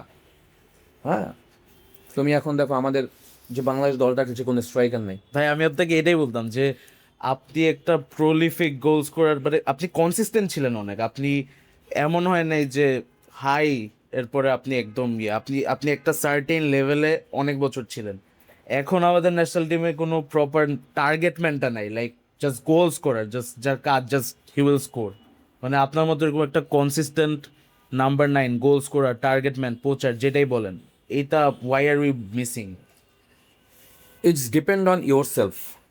হ্যাঁ, তুমি যদি প্রফেশনালি চিন্তা করো তুমি স্ট্রাইকার খেলবা, তোমাকে প্রথমেই চিন্তা করতে হবে you will score every game. Practice match, competition match, practice match, competition match.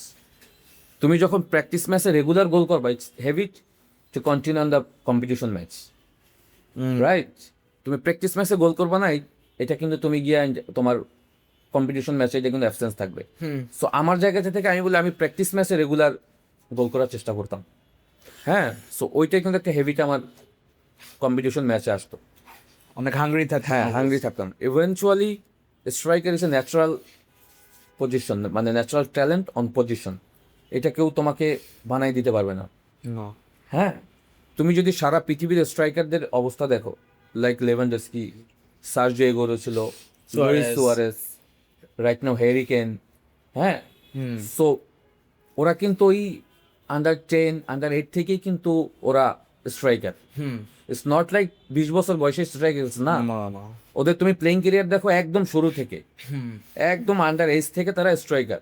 এবং ইউরোপে যেটা হয় আমাদের এখানে একদমই হয় না। ইউরোপে যেটা হয় যে যখন 8, 9, 10 বছরে ওদেরকে ফ্রি করে দেয় যে তোমরা ম্যাচ খেলো, ওইখান থেকে ওরা রিসার্চ করে যে গোল করার প্রতি প্যাশন কার বেশি, কে সারাক্ষণ গোল করতে চায়, তখন ওরা স্ট্রাইকার ওদেরকে তৈরি করে আর কি।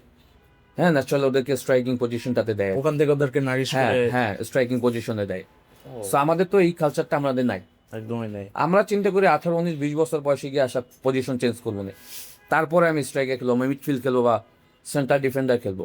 তো এখনকার যেটা বলা যায় আমাদের জাতীয় দলে এখন স্ট্রাইকারের অভাব এই কারণে, যেটা আমার কাছে মনে হয় যে ওই গোল করার প্রতি প্যাশন নাই প্লেয়ারদের। হ্যাঁ, কারণ স্ট্রাইকার খেললে যেটা করতে হবে তোমাকে রেগুলার পারফর্ম করতে হবে, রেগুলার কনসিস্টেন্ট থাকতে হবে। এক ম্যাচ গোল করলাম, 6 মাস পর আরেকটা গোল করলাম, ওইটা হবে না, ওইটা মানুষ পছন্দ করে। রেগুলার গোল করতে হবে, একটা হ্যাবিটটা প্র্যাকটিস থেকে করতে হবে। সো আমাদের এখানকার এখন যারা স্ট্রাইকার গেছে, আমি হয়তো অনেকের নামও যাই না, আমাদের স্কোয়াডে যে 23 জনের স্কোয়াড দেয় সেখানে স্ট্রাইকার সারা স্কোয়াড দেয়। আমি কোচের দোষ দিব না, কারণ স্ট্রাইকার নাই তো। আমরা আনাইতেই পারি নাই। এটা তো ইন্টারন্যাশনালি না, এটা ক্লাব ফুটবলে তোমাকে রেগুলার পারফর্ম করতে হবে। ইন্টারন্যাশনাল তুমি কয়টা ইন্টারন্যাশনাল যখন ক্লাব ফুটবলে যখন রেগুলার গোল করতে থাকবে, ইন্টারন্যাশনাল ওটার একটা বিশাল ইম্প্যাক্ট পড়বে, তখন তুমি অটোমেটিক গোল করতে পারবা। ইয়েস। সো আমরা তো ক্লাব ফুটবলই আমাদের স্ট্রাইকার দেখছি না, রাইট? এবং টু বি অনেস্ট, আমরা যখন খেলছি সমসাময়িক অনেক প্লেয়ারই ছিল যারা রেগুলার ক্লাব ফুটবলে পারফর্ম করতো। হ্যাঁ, আলফাজ ভাই সময় আমি খেলছি, এরপরে যদি বলো শাহাজুদ্দিন টিউ ভাই, ফরাদ ভাই, নকিব ভাইয়ের সাথেও আমি খেলছি।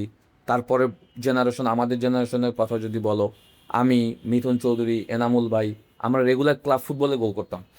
এরপরে যখন জাতীয় দলে ম্যাচ আসতো ওখানে গোল করতাম, সবাই গোল করতাম, আপনারা কনসিস্টেন্ট ছিল। কনসিস্টেন্ট ক্লাব ফুটবলে। সো আমাদের এখানে তো আসলে যারা ন্যাচারাল স্ট্রাইকার খেলে তাদের আসলে গোল করার প্রতি কোনো প্যাশন নেই, কোনো হাঙ্গরি নেই। তারা আসলে মানে এই পজিশনটা সম্পর্কে তাদের কোনো জ্ঞানই নেই, কারণ তুমি একটা গোল তোমার একটা কেরিয়ার চেঞ্জ করে দিতে পারে, একটা গোল। তবে আমরা গোল স্কোরিং এর যে কথা বললাম, আপনার ক্যারিয়ারে যদি একটু যাই, আমাদেরকে একটু ওই এক্সাক্ট মোমেন্টটাই নিয়ে যান। 36 second goal against Pakistan in the world cup qualifier. 36 না? 34 সেকেন্ড। আচ্ছা, what was the nerve, the atmosphere? আপনি যখন গোলটা দিয়েছেন, how did you feel? Exact মোমেন্টটা তখন একটু আমাকে একটু বলেন, কেমন ছিল অ্যাটমসফিয়ারটা, আপনার নার্ভটা? বেসিক্যালি আমাদের এখানে সবাই রাইভাল টিম হিসাবে চিন্তা করে ইন্ডিয়াকে, বাট আমি সবসময় পাকিস্তানকে মনে করতাম ইন্ডিভিজুয়ালি। হ্যাঁ, কারণ পাকিস্তানের সাথে আমার 2টা গোল আছে ইন্টারন্যাশনাল, এবং আমি সবসময় পাকিস্তানের সাথে ম্যাচ খেলতে গেলে আমার অনেক এক্সাইটমেন্ট থাকতো, এবং আমার কাছে মনে হতো 7-1 কথা, যে আজকে একটা যুদ্ধ হবে আর কি, সত্যি কথা। এবং আমি আমার টিমমেটদেরকে ওরকমের ইমপ্রেস করতাম যে 71 সালে তো যুদ্ধ করতে পারি না, এখন কিন্তু পাকিস্তানের সাথে হবে। এবং আমি সবসময় আমার টিমমেটদের এরকমের ম্যাচের আগে থেকে ওদেরকে আমি ফুলাই দিতাম আর কি, এবং সবার ভিতরে একটা অন্যরকম জেদ তৈরি হতো। এবং ওই ম্যাচটার কথা যেহেতু তুমি মনে করছো, in 2011 world cup qualify match আমাদের ন্যাশনাল স্টেডিয়ামে, ম্যাচের আগের দিন আগে 2 দিন আগে থেকে যখন ট্রেনিং করতাম, আমার টিমমেট যারা ছিল সবাইকে আমি বলতাম যে পাকিস্তানের সাথে সবসময় খেলার সুযোগ পাওয়া যায় না। সো যেটা বললাম যে পাকিস্তানের এই ম্যাচটা আসলে অন্যরকম আমার কেরিয়ারের একটা ম্যাচ। সো আমি ম্যাচের 2-3 দিন আগে থেকে আসলে প্লেয়ারদের ভিতরে আসলে অন্যরকম একটা ফিল তৈরি, কনফিডেন্স দ্যাট ট্রাই করছেন। এবং ওই সময়টা হয়তো অনেকেই জানে না হিস্ট্রিটা, ওদের কিছু প্রবাসী প্লেয়ার ছিল, ওরা অনেক হাইপ নিয়ে আসছে এখানে, ইংল্যান্ড থেকে অনেক প্রবাসী প্লেয়ার আসছে। ওয়েস্ট হাম ইউনাইটেডের ওদের একজন প্লেয়ার আছে, জিসান আহমেদ, সেন্টার ব্যাক খেলে, মাথায় চুল নেই, ওয়েস্ট হাম ইউনাইটেড মেইন টিমে খেলে। সো এরকম একটা হাইপ নিয়ে আসছে, এবং আমাদের মিডিয়া আসলে ধরে নিয়েছিল যে আমরা হয়তো ওদের কাছে ব্লাঙ্গার হারবো। সো আমি ইভেন আমাদের প্লেয়ারদের ভিতর অনেক নার্ভাস দেখছি অনেককে। ওই ওয়েস্ট হাম ইউনাইটেড যে প্লেয়ার, ইংল্যান্ড থেকে প্রবাসী প্লেয়ার আসছে ওদের 6-7 জন, সবাই দেখলাম খুব প্রেসার ফিল করছে। আমি কিছু, এটা আমাদের হোম ম্যাচ, হ্যাঁ, এটাতে কোনো প্রেশার নেই। এবং আমি যেটা বললাম যে তোরা খুব লাকি যে পাকিস্তানের সাথে হোমে খেলতে পারতেছিস, এবং এইটার একটা আমাদের একটা রিটেন নেওয়ার একটা সুযোগ আসছে যে 7-1 আমরা কিছুই করতে পারি নাই, সো এটার একটা কিছু কইরা দেখাই আমরা। হ্যাঁ, এবং হোমে আমরা এমন ওদেরকে একটা ম্যাচ দেখে যারা ওরা আমাদের নেক্সট যখন ম্যাচ খেলবে আমাদের সাথে সবসময় ওরা একটা ভয় নিয়ে ম্যাচ করবে। এরপর তো আমাদের ম্যাচটা শুরু হলো, এবং ম্যাচ শুরু হওয়ার তো যেটা হলো যে ফার্স্ট 34 সেকেন্ডে আমি রাজুর ক্রস থেকে গোল করলাম, এবং যে গোলকিপার, যদিও গোলটা একটু আনফর্চুনেট, খেলার শুরুতেই তোরা আসলে বুঝে ওঠার আগেই গোল খেয়ে গেছে। এবং হ্যাঁ, ওই ম্যাচ ডেতে কিন্তু প্রচুর বৃষ্টি হয়েছিল, প্রচুর রেন ছিল, এবং একটা সময় আসলে ওই ম্যাচে যদি 7 থেকে 8 গোলও হইতো, এটা মানে নর্মাল একটা নর্মাল ম্যাচ হইতো, বিকজ এত গোলের সুযোগ আমরা তৈরি করছি। আমার হ্যাট্রিক হইতো, হ্যাঁ, I will miss lot of chances, Zahid miss lot of chances, Shakil miss করছে, মামুন মিস করছে, আর অনেকেই মিস করছে। হ্যাঁ, তো ফরচুনেট যে আমরা ওই ম্যাচে 3 গোলে জিতে, এবং ওরা একটা সময় বৃষ্টির কারণে একটু পানি হয়ে গেছিল, ওরা রেফারিকে বারবার বলতেছে যে খেলা পোস্টপোন করার জন্য, খেলা অফ করার জন্য। এটা কি টার্ফের প্রবলেম না, ছিল? এটা মানে মাঠে পানি জমে গেছে, আমাদের ড্রেনেজ ব্যবস্থাটা ওই সময় ভালো ছিল না দেখে মাঠে হিউজ রেইন হয়েছিল। ইউটিউবে তুমি যদি সার্চ দিয়ে দেখো ম্যাচটা আছে। সো আমরা ওই দিন যে কি ম্যাচ খেলছি মানে চিন্তার বাইরে। এবং আফটার ম্যাচ ওই ওয়েস্ট হাম ইউনাইটেডের প্লেয়ার, তারপরে প্রবাসী প্লেয়ার, এগুলিতে সব একদিকে ধামাচাপা পড়ে গেছে, এবং এত দুর্দান্ত ম্যাচ ছিল, সবাই আসলে ম্যাচটা খুব এনজয় করছে। এবং আমরা যে কি ফুটবল খেলছি মানে চিন্তার বাইরে, তো মানে অনেক দারুণ ফুটবল খেলছে। এবং এমন ম্যাচে গিয়ে আমরা ম্যাচটা ড্র করছি ওদের সাথে করাচিতে গিয়ে। সো পাকিস্তানের সাথে যেটা হয় যে ওই 34 সেকেন্ডে গোল, এটা তো আসলে আমার ক্যারিয়ার অন্যতম একটা গোল। হ্যাঁ, কারণ ইজ দ্যাট ইওর ফেভারিট গোল? না, নট ফেভারিট গোল, এর থেকেও ফেভারিট গোল আমার আছে। যদি তুমি আক্স করো আমি হয়তো বলতে পারবো, শিওর। বাট আমার কাছে ওটা একটা অন্যরকম ম্যাচ, কারণ পাকিস্তানের সাথে সবসময় আমার ম্যাচগুলি অনেক এক্সাইটমেন্ট থাকে। বাট যদিও পাকিস্তানের সাথে আবার 2013 সাফে আমরা হেরে যাই, টুয়ানে ম্যাচে আমি গোল করছিলাম আগে, আনফর্চুনেট 2 গোলে পরে কনসিড করে টুয়ানে ম্যাচটা হেরে যাই। সো পাকিস্তানের সাথে সবসময় আমি এক্সাইটেড থাকি। ইভেনচুয়ালি এখনো যদি যারা খেলে আমাদের দেশে যে টিমই খেলুক, এসবির থেকে যে আন্ডার 20 প্রথম ম্যাচে 2 গোলে হারালো, যেটা চ্যাম্পিয়ন হলো লাস্ট, আমি খুব খুশি পাকিস্তানকে হারালে। সো পাকিস্তান সবসময় আমার কাছে মনে হয় অন্যরকম একটা রাইভাল দল আমার কাছে। ওকে, আপনার আপনি অ্যাজ আ প্রফেশনাল ফুটবলার সবচেয়ে হার্ড কোন জিনিসটা মেনটেন করা একটা প্রফেশনাল ফুটবল, মানে it's very hard maintaining this? দেখো, অ্যাজ এ হিউম্যান বিং কিন্তু তুমি তোমার প্রত্যেক সেকেন্ডে কিন্তু তোমার মানসিকতা চেঞ্জ হয়। হ্যাঁ, তুমি এখন হয়তো মনে করলা যে এই প্রোগ্রামটা শেষ করে তুমি বাসায় যাবা, বাট একটু পর হয়তো মনে হলো না আমি একটু ফ্রেন্ডের সাথে আড্ডা দিই, আবার মনে হলো না ফ্রেন্ডের সাথে আড্ডা না দিয়ে আমি একা একা ঘুরি। এটা কিন্তু তোমার রেঞ্জ অফ মুডটা একটু পর পর চেঞ্জ হয়। প্রফেশনালের জায়গা থেকে একজন sportsman, it's not only football, যে কোনো স্পোর্টসম্যানের জায়গা থেকে হ্যাঁ তোমাকে আসলে মেনটেন করাটা খুব টাফ অন ইউর সেলফ। হ্যাঁ, কারণ এখন একটা সময় দেখো আমার অনেক নাম হয়ে গেছে, ফেম হয়ে গেছে, টাকা হয়ে গেছে, আমার অনেক কিছু করতে মন যাবে। হ্যাঁ, অনেক কিছু করতে মন চাবে। ফোকাসটা একটু নষ্ট হয়ে হ্যাঁ, যেতে পারে। ফোকাসটা, ওই ফোকাস রাখা, প্যাশন দেখানো, এটা খুব ইম্পর্টেন্ট। হ্যাঁ, আদারস তো মেসি মানে 8বার ব্যালন ডিওর জিততো না। হ্যাঁ, বিকজ তার তো পৃথিবীতে টাকার অভাব নেই, তার তো কোনো কিছুর অভাব নেই। হ্যাঁ, সে তো অন্য পার্টি করতে পারতো সারা রাত, অন্য কিছু করতে পারতো, বাট ওই ফুটবলের প্রতি যে প্যাশন, এইটা রাখা খুব ইম্পর্টেন্ট, এবং এটা মেনটেন করাটা ইজ ভেরি টাফ। কারণ টু বি অনেস্ট, আমি আমার ফুটবল কেরিয়ারে যতদিন খেলছি পারফরমেন্স আপস অ্যান্ড ডাউন হয়েছে, বাট কনসিস্টেন্সিটা ট্রাই করছি Exactly. দেখানোর জন্য। হ্যাঁ, আপনার পরে এরকম কনসিস্টেন্সি, এটা ক্লাব ফুটবলও জাতীয় দলও, এবং of the field, on the field. কারণ তুমি অন দ্য ফিল্ডে পারফর্ম করার সাথে সাথে অফ দ্য ফিল্ডে তোমার কিছু কাজ আছে যেগুলি তোমাকে রেগুলার মেনটেন করতে হবে। লাইক তোমার খাওয়ার খাদ্য অভ্যাসটা ঠিক আছে কিনা, Nutrition. তোমার ফ্রেন্ড সার্কেল ঠিক আছে কিনা, তোমার ফ্যামিলি মেনটেন্যান্স ঠিক আছে কিনা, এগুলি কিন্তু তোমার কেরিয়ারের জন্য একটা বিশাল হ্যাম্পার করে। সো এইগুলি কিন্তু সব রিলেটেড তোমার কেরিয়ার সাথে। ব্যালেন্সটা ফাইন্ড করতে হ্যাঁ, হবে।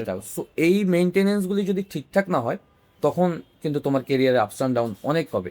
আর যদি এটা তুমি ব্যালেন্স করতে পারো, so you go on your successful aim. So ওই জায়গাটা আমার কাছে মনে হয় আমি বেশ ভালোভাবে করছি।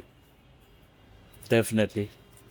ভাই আপনি এখন তো আমরা তো বললামই যে রিসেন্টলি যে ফরেন প্লেয়ার্সের হাইপটা মানে বাংলাদেশ ফুটবলে একটা রাইজ, আপনিও বললেন এখন অনেকে ক্রিকেটের থেকে ফুটবল কনসিডার করতেছে বেশি। এখন এই রাইজটা তো আমাদের কাজে লাগাইতে হবে। ইফ উই বিল্ড এই কারেন্ট রাইজটা around veterans like you, can we still do something? Can we still save this generation of football? না, বেসিক্যালি এখন যেটা হচ্ছে, এখন তো ফুটবল ফেডারেশন অনেক কনসার্ন, হ্যাঁ, ফর আপকামিং যারা জেনারেশন আছে তাদেরকে নিয়ে। তো আমার আসলে কনসার্নের জায়গা হলো যেটা, যে আমি আসলে ওই বাচ্চাদেরকে আসলে কী ধরনের ফ্যাসিলিটিস ইনশোর করতে পারছি। হ্যাঁ, সো ফ্যাসিলিটিস লাইক এইটা না যে আমি খেলতে দিলাম শুধু। হ্যাঁ, ওরা আসলে প্রপার একটা ভালো মাঠ পাচ্ছে কিনা, এনভায়রনমেন্টটা ঠিক আছে কিনা, কোচিং স্টাফ ঠিক আছে কিনা, কারা ওখানে প্র্যাকটিস করাচ্ছে ওই স্টাফরা ঠিক আছে কিনা, এগুলি খুব ইম্পর্টেন্ট। হ্যাঁ, সো জেনারেশনের এখন সবাই কিন্তু ফুটবল খেলতে চায়। এই কারণে বললাম, কারণ আমি মানে মাঝে মাঝে রিসার্চ করি, হ্যাঁ, বাচ্চাদের সাথে কথা বলে, যে তুমি ফুটবলার হতে চাও না ক্রিকেটার হতে চাও। সো ম্যাক্সিমাম অ্যান্সার তোমার গোনা বি ফুটবলার। হ্যাঁ, সো এটা রিসেন্টলি কিন্তু একটা সময় কিন্তু ফুটবলের থেকে মানুষ সবাই মুখ ফিরে cricket-এ- সব ক্রিকেট ক্রিকেট ক্রিকেট। আমি এটা মানে খারাপ বলি না, না, obviously ডেফিনেটলি না। ক্রিকেট আমাদের এখন নাম্বার 1 স্পোর্টস, এটা তোমাকে স্বীকার করতে হবে। বাট এখন যদি তুমি রিসেন্টলি যদি ভ্যালুটা দেখো, ফুটবলের প্রতি এখন আমাদের জেনারেশনে অন্যরকম একটা ফ্যাসিনেশন তৈরি হয়েছে ইয়াং জেনারেশনের ভিতরে। হ্যাঁ, তারা এখন হামজা চৌধুরী হতে চায়, হামজা হইতে চায়, শামিত হইতে চায়। সো হামজা তো আমাদের এখানকার প্লেয়ার, রাইট, বাংলাদেশের জার্সি পরে, রাইট। সো এটা তো আমাদের জন্য বিশাল একটা ব্যাপার। সো এইটাকে আমরা আসলে গ্রাজুয়ালি কিভাবে গ্রো আপ করতে পারি, ওই জায়গাগুলি নিয়ে আমার কাছে মনে হয় এখন আমরা প্রপার প্ল্যানটা করতে পারিনি। হ্যাঁ, প্ল্যানটা আমাদের করতে হবে, it's a huge investment, huge plan, huge investment, huge arrangement. হ্যাঁ, সো এই অ্যারেঞ্জমেন্টগুলি, এই ইনভেস্টমেন্টগুলি যদি প্রপার ওয়েতে করতে পারি, ডেফিনেটলি আমি বললাম যে আমাদের আমাদের আমাদের যে জেনারেশনের এখন ফুটবলের প্রতি ফোকাস, তারা আমাদেরকে খুব রিসেন্টলি হয়তো 10 বছর পরে 15 বছর পরে তুমি তো চাইলে এখন ওয়ার্ল্ড কাপ খেলতে পারবে না, এশিয়া কাপ চ্যাম্পিয়ন হতে পারবে না, বা এশিয়া কাপে থ্রো করতে পারবে না। You have a time and you have aim, একটা সময় নিয়ে তোমাকে যেতে হবে। দেখুন কিন্তু আমার মনে হয় যে সেটা করা সম্ভব, বাট প্রপার প্ল্যানটা আমাদের এক্সিকিউট করতে হবে। For sure. তারপর ভাই আপনি তো বললেন যে পাইপলাইন ফিক্স করার কথা বা এই যে হোল ইনফ্রাস্ট্রাকচারটার প্রবলেমটা, কিন্তু ভাই আপনার কি পার্সোনাল ওপিনিয়ন, আপনার কি মনে হয় যে আমরা একটু জেনেটিকলি একটু ডিসঅ্যাডভান্টেজড, মানে আমাদের এই সাবকন্টিনেন্ট বা আমাদের দেশ? Of course it's very very important question, very important question. এই কারণে সাফের কোনো দল এখন থেকে, মানে আমরা যে সাউথ এশিয়ার যে 7টা দেশ আছি, আগে তো আফগানিস্তান ছিল, ওরা এখন চলে গিয়েছে, এক্সেপ্ট ইন্ডিয়া ছাড়া বাকি আমরা কিন্তু এখন পর্যন্ত এশিয়া কাপ খেলতে পারিনি। হ্যাঁ, ইন্ডিয়া একবার খেলছে, তারপর থেকে কিন্তু আবার তাদের পারফরমেন্স সো জেনেটিক্যালি আমাদের এখানে অনেক অনেক প্রবলেম, স্পেশালি মাসেল মাসেল গ্রোথটা। Muscle growth, physical.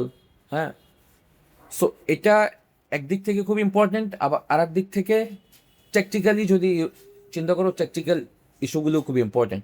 এই কারণে বললাম যে জেনেটিক্যালি আফ্রিকান দেশগুলো অনেক স্ট্রং, বাট ওরা তো আসলে ফুটবল অনেক ডেভেলপ না কিন্তু। হ্যাঁ, নাইজেরিয়া, গানা বা এরা তো আসলে আর্জেন্টিনার সাথে যখন খেলে 4-5 গোল খায়। বাট হওয়া উচিত কি যে শক্তি দিয়ে খেলবো, জেনেটিক্যালি মাসেল ওদের অনেক ডেভেলপ, বাট ট্যাকটিক্যালি কিন্তু আবার ওরা একটু ব্যাক ওই ল্যাটিনদের সাথে কিন্তু কিছুই করতে পারে না, ইউরোপিয়ানদের সাথে কিছুই করতে পারে না। সো সংমিশ্রণটা আসলে সব দিক থেকে হওয়া উচিত। জেনেটিক্যালি তো অবশ্যই আমাদের ল্যাকিংস আছে, এবং আমাদের এই যে ওয়েদার, আমাদের হিউম্যানিটি, আমাদের এখানে সবকিছু মিলিয়ে কিন্তু আমরা আসলে একটা ভালো ভালো অবস্থানে আমরা নাই। তো সেই জায়গাটা তো খুব ইম্পর্টেন্ট, ওই জায়গাটা তো আসলে তুমি চেঞ্জ করতে পারবে না। এটাই। হ্যাঁ, এটা তো একটা ন্যাচারাল, ন্যাচারাল। হ্যাঁ, কারণ আমরা যখন মাঠে খেলতে নামে এখন আমাদের জাতো তো হামজার ফিজিক্যাল ইনফ্লুয়েন্স দেখো, আর সবারটা দেখো। হামজা তো he is half natural. Black, so naturally, so আমি যেটা বললাম যে ওইটা যদি আবার আমরা এখানে মেনটেন করতে পারতাম ফিজিক্যালি, বা যদি তুমি ওর বডি কন্ডিশন দেখো, ফ্যান্টাস্টিক ফিজিক্যাল ফুটবল ফিগার। হ্যাঁ, সো ওইটা তো আমাদের এখানে নাই, আবার যাদের আছে তাদের আবার টেকনিক্যালি তারা আবার ভালো না। হ্যাঁ, সো সব কিছু মিলেই আর তোমাকে একটা মানে গঠন আনতে হবে। বাট ওর থেকে মেইন ব্যাপার হলো যে আমরা যদি একটু ইন্ডিয়ার দিকে তাকাই, ইন্ডিয়া কিন্তু হিউজ ইনভেস্ট করতেছে ফুটবলে। ওদের কিন্তু এখন আর্সেন ওয়েঙ্গার কিন্তু এখন ফিফার টেকনিক্যাল হেড, অ্যাম্বাসেডর না টেকনিক্যাল হেড। সো ও কিন্তু সারা পৃথিবী ভিজিট করে। সো ও লাস্ট ইন্ডিয়াতে আসছে, আইসা কিছু প্ল্যান দিয়ে গেছে। হ্যাঁ, লং টার্ম প্ল্যান দিয়ে গেছে। সো ইন্ডিয়া যেটা করছে যে ইন্ডিয়া কিন্তু এখন বার্সেলোনা, লিভারপুল, অ্যাজাক্স, আয়াক্স, এর যে ব্রাঞ্চ আছে, মানে একাডেমির যে ব্রাঞ্চগুলি আছে, সব কিন্তু ওরা ইন্ডিয়াতে ঢুকাইছে এখন। মানে ইন্ডিয়াতে এখন লিভারপুল ব্রাঞ্চ আছে, বার্সেলোনার আছে, রিয়াল মাদ্রিদের ব্রাঞ্চ আছে, হ্যাঁ, ম্যানচেস্টার সিটির ব্রাঞ্চ আছে। সো এই ব্রাঞ্চগুলি কিন্তু সব ওরা এখন ওদের এখানে ইনভলভ করে ফেলছে। সো কোচিং স্টাফ কিন্তু সব স্পেন থেকে আসে, ইতালি থেকে আসে, হল্যান্ড থেকে আসে। সো আমি চাই আমাদের দেশে সিমিলার এরকম কিছু এগুলি হোক। এটা তো অনেক লং টার্ম একটা ভিশন। হ্যাঁ, অফকোর্স। তো তুমি তো শর্ট টাইম থেকে তো কোনো সাকসেস আসতেছে না, এবং আসবেও না শর্ট টাইমে। হয়তো হামজার এসে হয়তো আমাদের সাব ফুটবল চ্যাম্পিয়ন করাবে, বা এশিয়া কাপে নিয়ে যাবে, ওয়ার্ল্ড কাপের জায়গা তো আমরা যেতে পারবো না। হ্যাঁ, সো লং টার্ম প্ল্যানের জন্য এই ইনভলভমেন্টগুলি এখানে খুব জরুরি, এবং আমি মনে করি যে এগুলি না হয়তো, আমি যতটুকু জানি যে বাংলাদেশ ফুটবল ফেডারেশন কাজ করছে।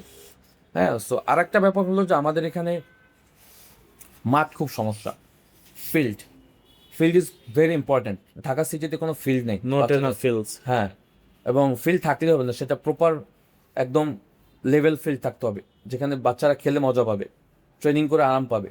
হ্যাঁ, ইন্ডিয়াতে অ্যাভেলেবেল গ্রাউন্ড, ইভেনচুয়ালি ভুটানে ওরা অনেক সুন্দর একটা সিস্টেম তৈরি করে ফেলছে বাচ্চাদের ট্রেনিংয়ের জন্য। সো আমাদের এই ট্রেনিং ফ্যাসিলিটিস ডেভেলপ করতে হবে। আপনার কি মনে হয় এটা পসিবল? Of course possible, of course. এবং নিউ যে গভর্নমেন্ট আছে তারা কিন্তু ভালো কিছু উদ্যোগ নিছে। আমি উদ্যোগগুলি যদি প্রপারলি সাকসেস করতে চাই, সো আমার কাছে মনে হয় যে মানুষগুলি চুজ করতে হবে প্রপার, যারা আসলে ওই জায়গাগুলি প্রপার হ্যান্ডেল করতে পারবে। আমরা আসলে ভালো জায়গায় রং মানুষ দিয়ে রাখি, যারা আসলে নষ্ট করে ফেলে পরিবেশ। এটাই। হ্যাঁ, সো এই জায়গাগুলি আমাদের খুব ইম্পর্টেন্ট। এবং যেটা হলো যে স্কুল ফুটবল, একাডেমিক্যালি ফুটবল এগুলি ডেভেলপ করতে হবে। হ্যাঁ, আমাদের সারা পৃথিবী, আমি যখন নরওয়েতে গিয়েছিলাম 2002 সালে নরওয়েতে গেছিলাম। সো ওখানে স্কুল ফুটবল খেলতে গেছিলাম আমরা। হ্যাঁ, ওখানে আমরা ডেনমার্কের একটা স্কুলের সাথে সেমিফাইনাল হেরে যাই। সো ওখানে আমি দেখলাম যে 6 বছরের বাচ্চারা খেলতেছে, 8 বছরের বাচ্চারা খেলতেছে, 10 বছর, 12 বছর, 14 বছর, পাশাপাশি মাঠ, কমসে কম 500 মাঠ আছে ওখানে, সবার জন্য আলাদা আলাদা আলাদা মাঠ, টুর্নামেন্ট চলতেছে, সবাই খেলতেছে। হ্যাঁ, so ওখান থেকে আবার স্কাউটিং করতেছে, কোন প্লেয়ার ভালো করতেছে ওদেরকে স্কাউট করে কিন্তু আলাদা এক্সাইট করতেছে। হ্যাঁ, সবাই তো আর ভালো করতেছে না, যারা ভালো করতেছে স্কাউট করে কিন্তু আলাদা করতেছে। So আমাদের এখানে ওই সিস্টেম তৈরি করতে হবে যে খেলতে থাক বাচ্চারা, ওর ভিতরে ট্যালেন্ট কারা আছে তাদেরকে একটা সাইড করে ফেলতে। হ্যাঁ, ওদের প্ল্যানিংটা খুবই ডিটেইলড, হ্যাঁ, একদম detail, step by একদম step। একদম একদম গ্রাসরুট, একদম ওই আন্ডার 6-7 থেকে।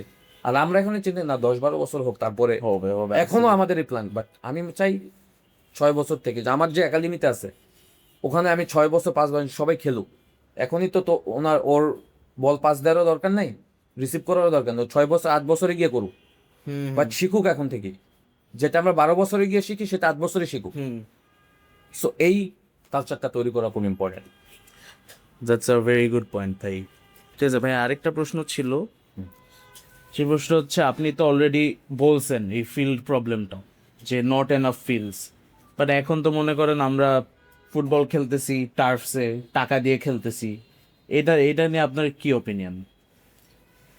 নো, একটা সময় তো আসলে এই টার্ফগুলি ছিল না কিন্তু বাংলাদেশে। হ্যাঁ, লাস্ট 4-5 ইয়ার্স এগো যদি দেখো, টার্ফ তো আসলে এই কালচারটা তৈরি হয়েছে কিন্তু লাস্ট 3-4 বছর। হ্যাঁ, খুবই রিস্ক। হ্যাঁ, খুবই রিসেন্টলি, এবং আমি নিজেও খেলি টার্ফে। যেটা হয়েছে এটা তো আসলে একদিক থেকে ভালো, আবার একদিক থেকে হলো যে টার্ফ তো আসলে মেইন গ্রাউন্ড না ফুটবলের জন্য, সিনথেটিক রিক্রিয়েশনাল, রাইট। সো একদিক থেকে হলো যে জেনারেশনরা আসলে একটা ফিল্ড পায়, হ্যাঁ, যেখানে আসলে তারা খেলতে পারে, এটা আমি একদিক থেকে ভালো দেখি। সেকেন্ড থিং হলো যে এই ফিল্ডগুলি থাকুক, সাথে সাথে এই ফিল্ডগুলিকে কেন্দ্র করে যদি আমাদের ফুটবল ফেডারেশন এই মাঠগুলিকে যদি কোনোভাবে ওই একাডেমিক্যালি ব্যবহার করতে পারে, সেইটা হবে আমাদের জন্য একটা বড় প্লাস পয়েন্ট। কারণ এখন কিন্তু অনেক টাফ আছে অ্যাভেলেবল, অনেক। হ্যাঁ, স্পেশালি যদি গুলশান বসুন্ধরা, বনানী, বনশ্রী, ইভেন এই মিরপুর সাইট, এভরিওয়্যার। সো এই ছোট ছোট টার্ফগুলিকে যদি আমরা একাডেমিক্যালি ইউজ করতে পারি, যদি আমরা একাডেমি করে এখানে যদি কোচিং স্টাফ দিয়ে বাচ্চাদেরকে ট্রেন আপ করাতে পারি ফুটবল ফেডারেশনের থ্রুতে, তখন কিন্তু এটা একটা সাকসেস দিবে। আর এখানে তো যারা প্রফেশনাল প্লেয়ার তারা তো এখানে তেমন একটা খেলবে না, নন প্রফেশনাল প্লেয়ারাই খেলে। হ্যাঁ, সো ওই নন প্রফেশনাল প্লেয়ারদের ভিতর থেকে কিন্তু অনেকেই খেলার সুযোগ পাবে, বিকজ তারা রেগুলার খেলছে। হ্যাঁ, সো ওখান থেকেও কিন্তু যে আমরা একটা নার্সিং এর ব্যবস্থা করি, সো অনেক সময় দেখা যায় যে এই জায়গাগুলিতে অনেক ট্যালেন্ট প্লেয়ার খেলে, বাট আমরা জানি না। হ্যাঁ, যেটা হয় যে নাইট ফুটবলে যেটা খেলে আর কি, হ্যাঁ, আন্ডারগ্রাউন্ড ওখানে কিন্তু অনেক ট্যালেন্ট প্লেয়ার আছে। সো ওদেরকে নিয়ে যদি কোনো টুর্নামেন্ট করা যায় স্পেসিফিকভাবে, হ্যাঁ, ওই টুর্নামেন্ট থেকে যদি আমরা কোনো প্লেয়ার চুজ করতে পারি for club or national team, এসবিটিক বা যেখানেই হোক, সো এগুলি কিন্তু আমরা আসলে রিকমেন্ড করি না। আমরা কিন্তু আসলে জাস্ট এটার প্রতি আসলে অনেকের ধারণাই নেই। ইটস এ গুড কোশ্চেন, এবং এটা তো হিউজ আকারে কিন্তু খেলছে এখন। সন্ধ্যার পরে আমার কাছে মনে হয় কোনো এই ছোট খালি থাকে না, সব স্লট বুক। হ্যাঁ, বুক। সো এখানকার দিকে যদি আমরা একটা কনসার্ন দিই, আমার মনে হয় এখানেও একটা ভালো ফিডব্যাক অপরচুনিটি আছে এখানে, রাইট। আর ভাই লাস্টে, আপনি তো এখন আন্ডার 10 এর কোচিং করাইতেছেন, রাইট। আপনার লং টার্ম কোচিং ভিশন কি? আপনি অ্যাজ আ কোচ কি contribution রাখবেন? আমি যেমন মাত্র সি লাইসেন্স, আমার তো কোচ হওয়ার জন্য সি লাইসেন্স মাত্র কমপ্লিট হয়েছে, সি লাইসেন্স পাইছি, এরপরে বি, দেন এ, তারপরে হলো ওয়েফা। যদি আমি কখনো প্রফেশনালি একদম হাইয়েস্ট লেভেলে কোচিং করাতে চাই, যেহেতু সি লাইসেন্স পাইছি, আমি একটা থেকে এখন শুধু আমি আন্ডার 10 বা 10+ এদেরকে ট্রেনিং করাতে পারবো। আমি এখন কোনো ক্লাব বা সেকেন্ড ডিভিশন বা ফার্স্ট ডিভিশন এই ধরনের ক্লাবে কোচিং করানোর মতো এক্সপিরিয়েন্স আমার এখন হয়নি। আমার প্লেইং কেরিয়ার হয়তো অনেক বিল্ড অনেক ভালো, বাট এর জন্য এই না যে আমি অনেক বড় কোচ হয়ে গেছি, অনেক ফুটবলে অনেক বদ্ধ হয়ে গেছি, নট লাইক দ্যাট। কোচিং এবং কোচের ফিলোসফি এবং তোমার প্লেইং কেরিয়ার দুইটা কিন্তু দুই রকম। হ্যাঁ, তুমি অনেক বড় প্লেয়ার ছিলে দেখে যে অনেক বড় coach, bus not like that. হ্যাঁ, অনেক বড় বড় প্লেয়ার ছিল, তারা কিন্তু কোচিং কেরিয়ারে কিন্তু সাকসেস হতে পারেন, লাইক ম্যারাডোনা 2010 ওয়ার্ল্ড কাপের কথা যদি মনে থাকে, ব্লান্ডার করে চলে গেছে।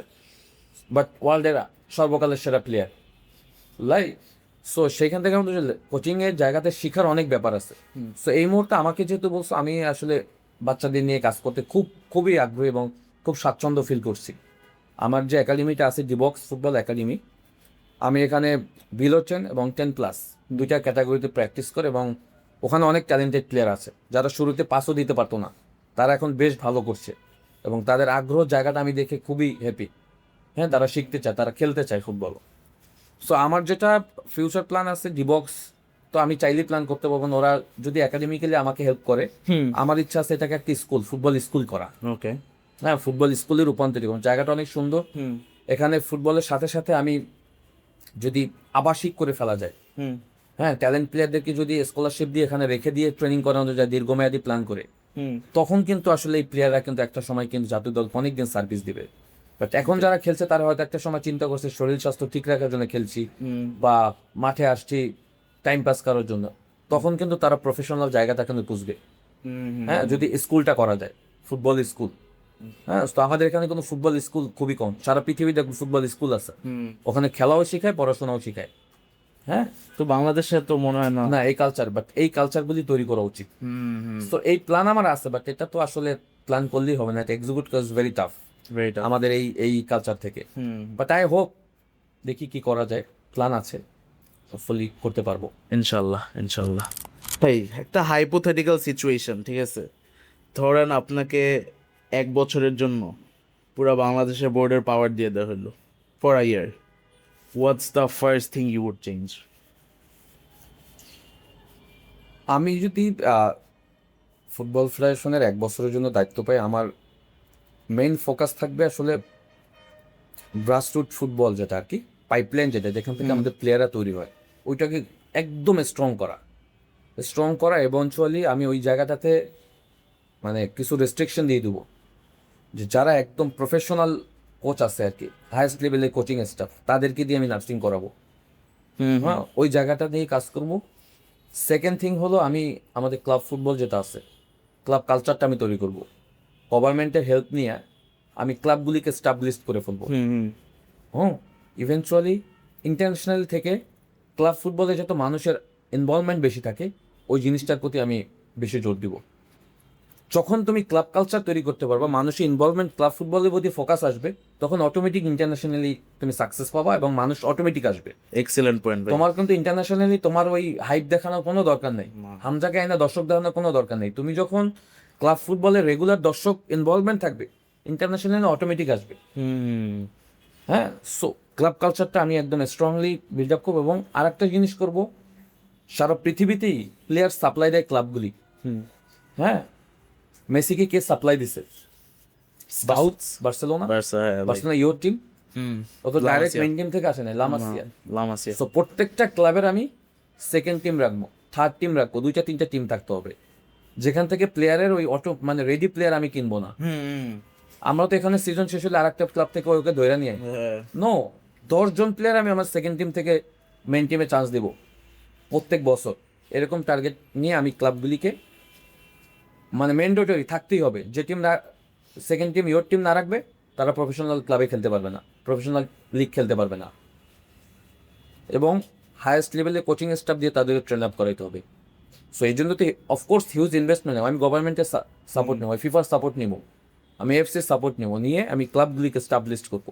অ্যান্ড গ্রাসরুট লেভেলে আমি হায়েস্ট লেভেলে ফ্যাসিলিটিস দিয়ে ওখান থেকে পাইপলাইন তৈরি করবো। এক্সিলেন্ট ইনসাইট ভাই, আপনি পুরো মানে কোর প্রবলেমগুলোকে অ্যাড্রেস করলেন মাত্র। So thank you very much for it. Thank you. আর আমরা এখন রিসেন্টলি এই রাইজটা দেখলাম, প্লেয়ার্সদের হাইপ দেখলাম, বাট ভাই আপনাদের মতো ভেটারানস আর আর্কিটেক্টগুলা আমরা আপনাদের কখনো ভুলবো না ভাই। So thank you so much for your services, leadership to the Bangladesh football. আর আমরা অনেক অনার্ড আর আমরা অনেক গ্রেটফুল আপনাদের জন্য। Thank you so much Emily ভাই। Thank you. বেসিক্যালি যেটা হয়, কোনো শোতে আসলে এত মন খুলে কথা বলা যায় না, সময় ডিউরেশন টাইম থাকে, লিমিট টাইম থাকে, এর ভিতরে কথা শেষ করতে হয়। বাট আজকে আসলে খোলামেলা অনেক কথা বললাম, যে কথাগুলোর আগে কখনো বলা হয়নি। ইটস মাই কেরিয়ার, বাংলাদেশ ফুটবলের ফিউচার, আমাদের জেনারেশন কি চায় সব কিছু মিলিয়ে। থ্যাংক ইউ তোমরা যারা আমাকে ইনভাইট করছো এই পডকাস্টে। ইন ফিউচার হয়তো আবার কথা হবে। Inshallah, inshallah. Thank you so much. Stay tuned for another one. Goodbye. Check this out. Okay.